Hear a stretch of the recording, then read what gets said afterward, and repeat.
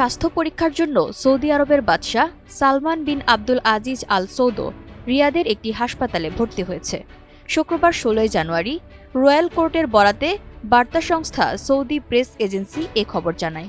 বিবৃতিতে বলা হয়, বাদশাহ সালমানকে নিয়মিত শারীরিক পরীক্ষার জন্য কিং ফয়সাল স্পেশালিস্ট হাসপাতালে ভর্তি করা হয়েছে। আর কোনো বিস্তারিত তথ্য প্রকাশ করা হয়নি।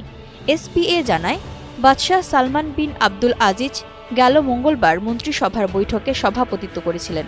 বিশ্বের বৃহত্তম তেল রপ্তানিকারক দেশটির শাসক বাদশাহ সালমান ২০২৪ সালে ফুসফুসে জটিলতার জন্য চিকিৎসা নিয়েছিলেন। বর্তমানে যে শারীরিক পরীক্ষাগুলো করা হবে সেগুলো কোন ধরনের তা রয়্যাল কোর্ট জানায়নি। বাদশাহ সালমান সৌদি আরবের ৭ম শাসক। প্রয়াত বাদশাহ আবদুল্লাহ বিন আব্দুল আজিজের মৃত্যুর পর তিনি দায়িত্ব গ্রহণ করেন। বাদশাহ সালমান হলেন সৌদি আরবের প্রতিষ্ঠাতাকালীন বাদশাহ আব্দুল আজিজ আল সৌদের ২৫তম ছেলে। তিনি ১৯৩৫ সালে রিয়াদে জন্মগ্রহণ করেন। বাদশাহ সালমান ১৯৫৪ সালে রিয়াদের ভারপ্রাপ্ত গভর্নর হিসেবে কর্মজীবন শুরু করেন এবং ১৯৬৩ সালে এ অঞ্চলের গভর্নর নিযুক্ত হন।